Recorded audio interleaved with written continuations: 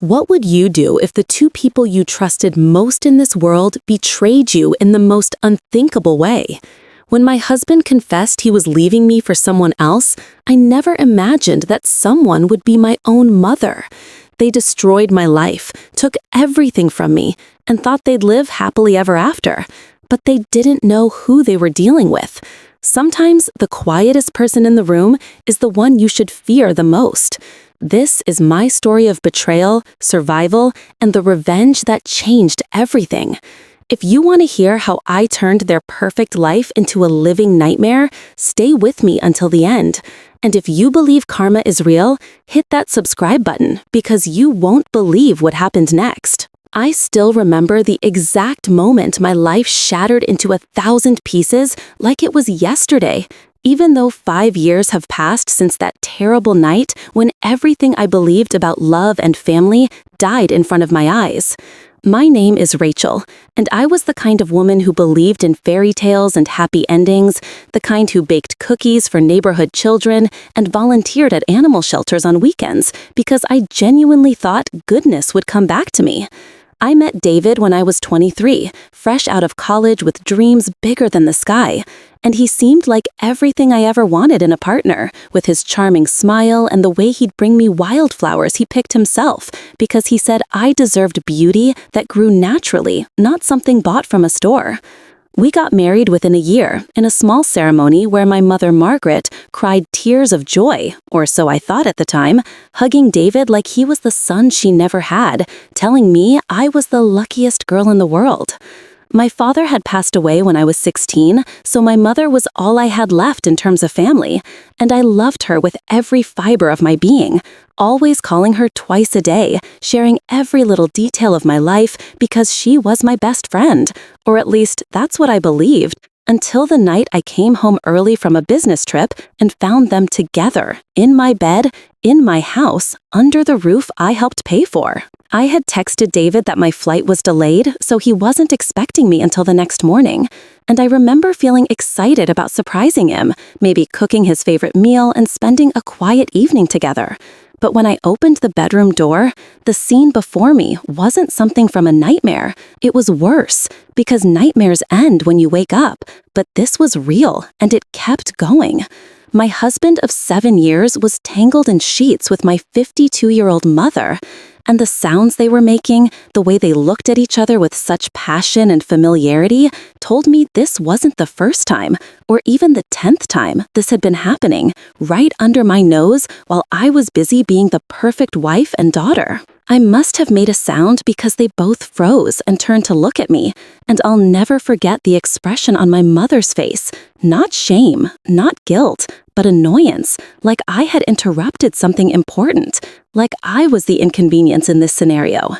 David scrambled to cover himself, stuttering my name, but I couldn't hear anything over the rushing sound in my ears, like my blood had turned into a raging river, threatening to drown me from the inside. I ran from that room, from that house, and drove aimlessly for hours until I found myself parked outside a lake where David and I had our first date.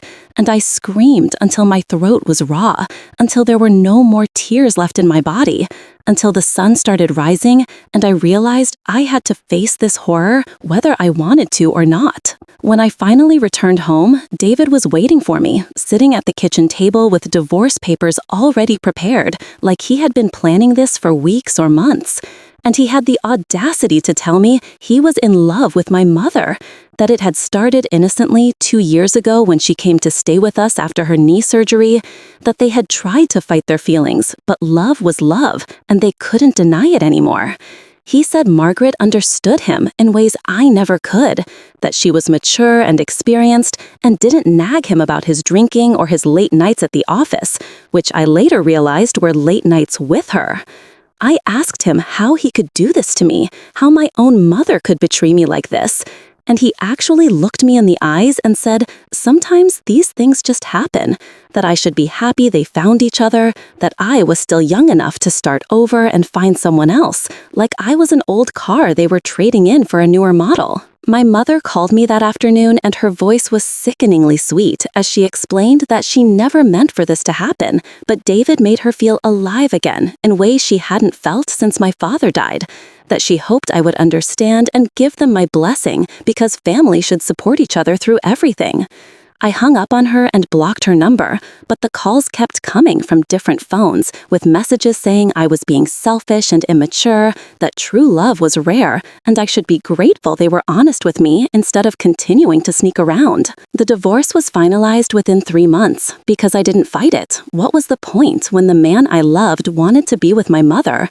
And they got married exactly 1 week after our divorce was final, in a ceremony I heard about through mutual friends who felt obligated to tell me, while also admitting they felt uncomfortable attending, but did anyway because David was persuasive and Margaret played the victim, saying her own daughter had abandoned her in her time of happiness. For 6 months after their wedding, I disappeared from everyone's life, moving 3 states away to a small town where nobody knew me or my story, where I could reinvent myself without the pitying looks and whispered conversations that followed me everywhere in our hometown.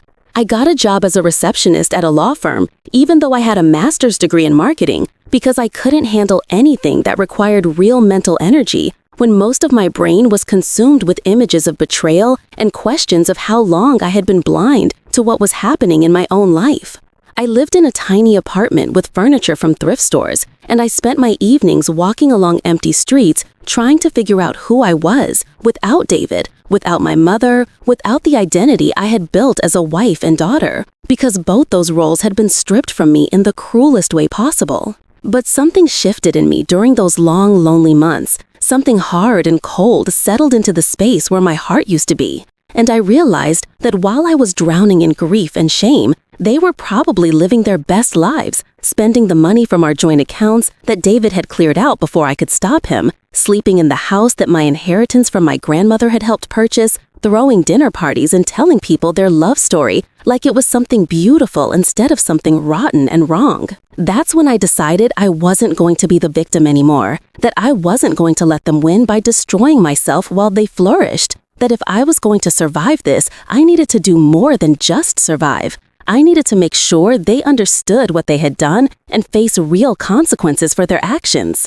I started by hiring a private investigator named Marcus, who specialized in infidelity cases and financial fraud, and I told him everything, giving him access to old bank statements, emails, and the timeline of when their affair must have started. Marcus was thorough, and within a month he came back with information that made my blood run cold and also gave me the ammunition I needed. Because it turned out David hadn't just been sleeping with my mother. He had been systematically stealing from his company where he was the CFO, cooking books and embezzling funds for over 3 years. And guess who was helping him hide the money? My dear mother Margaret, who had convinced him to put assets in her name to avoid suspicion. They had been planning this long before they decided to divorce me, using me as cover while they built their nest egg, preparing for their future together, while I remained oblivious, paying half the bills and supporting David's supposed business trips that were actually romantic getaways with my mother. Marcus also discovered something else that broke my heart all over again, but also fueled my determination. My mother had been poisoning my relationship with David for years, telling him I was having affairs, which I never was, suggesting I was trying to trap him with pregnancy, which I wasn't, because we had mutually decided to wait, convincing him I was unstable and jealous when I questioned his late nights, making him believe I was the problem in our marriage, so that when their affair began, he felt justified, like he was escaping an oppressive situation rather than betraying a devoted wife. Armed with this information, I made copies of everything financial, records, text messages between them discussing how to hide money, emails where my mother coached David on what to say to me to make me feel crazy and unstable, and I went to the police first, then to David's company, then to every single person in their social circle, making sure everyone knew the truth, not the romantic love story they had been selling, but the ugly reality of fraud, manipulation, and betrayal. David was arrested at his office in front of all his colleagues,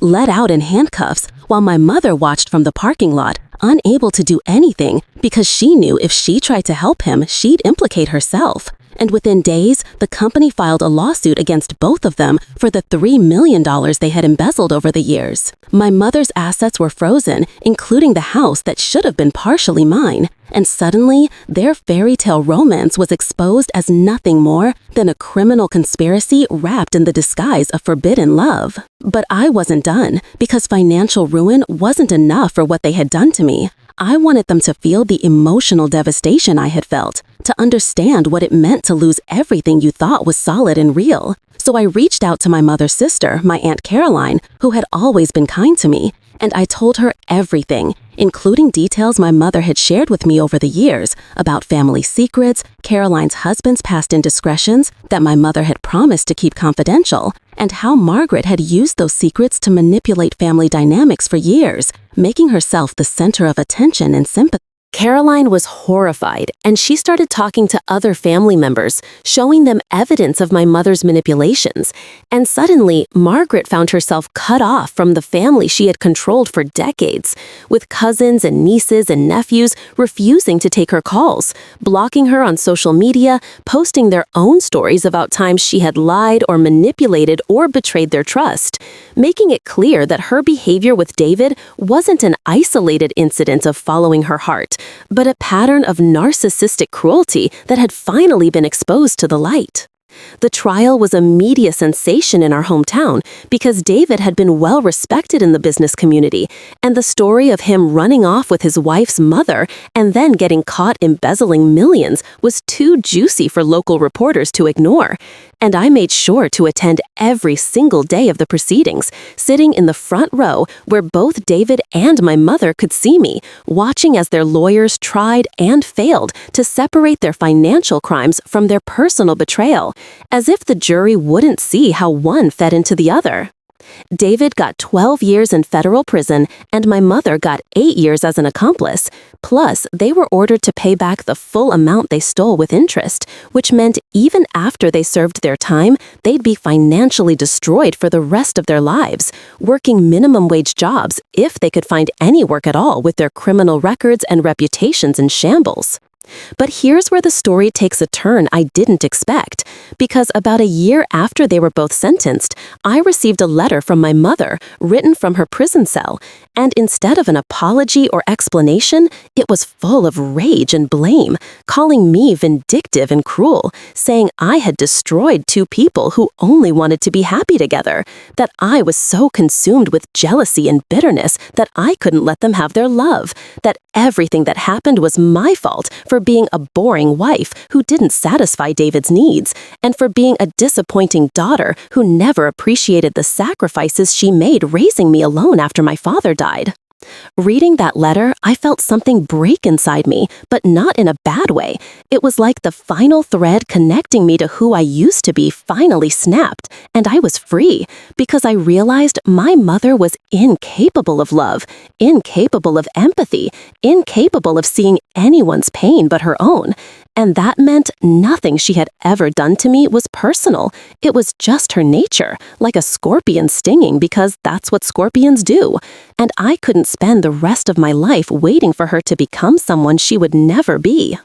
I never responded to that letter or to the dozens that followed over the next few years, and I built a new life for myself, going back to school, getting my PhD in psychology, specializing in family trauma and betrayal, because I wanted to help other people who had experienced what I had, to show them they could survive and even thrive after the worst betrayals imaginable.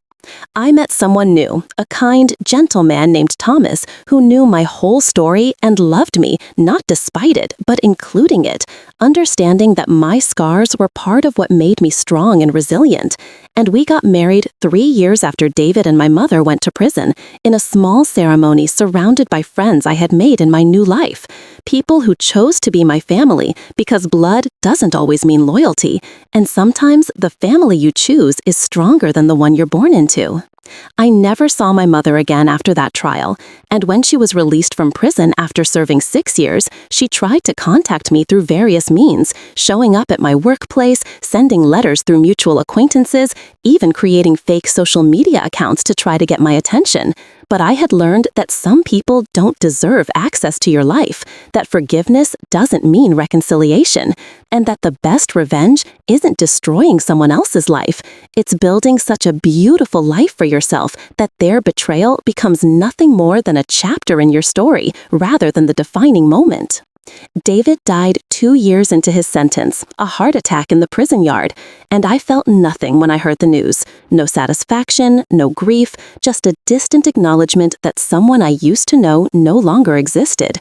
And when my mother sent me a letter after his death saying she had lost her soulmate and asking if we could reconcile because she had lost everything and needed her daughter, I finally wrote back one sentence: that some bridges, once burned, can never be rebuilt, and some betrayals are too deep to ever forgive. And I hope you find peace, but you won't find it with me. Then I blocked every possible way she could contact me, and I moved forward with my life, with Thomas, and eventually with our 2 beautiful children who will grow up knowing that love means respect and loyalty and honesty, not manipulation and betrayal disguised as passion. My mother tried one last time to reach me, showing up at my house 5 years after her release, looking old and broken, asking to meet her grandchildren. And I stood on my porch looking at this woman who gave birth to me but never really loved me. And I said no with such finality that she understood there would never be another chance. And as I watched her walk away, hunched and defeated, I felt something I never expected. Not triumph or satisfaction, but a profound sadness for the life she could have had if she had been capable of real love. And then I went back inside, to my family, to the life I had built from the ashes of her betrayal, and I realized that the best revenge isn't destruction. It's happiness. It's proving that someone's worst actions against you couldn't break you, couldn't define you, couldn't stop you from becoming more than they ever imagined you could be. And in the end, while she lost everything, I gained everything that truly mattered. And that is how I survived the ultimate betrayal and came out stronger on the other side.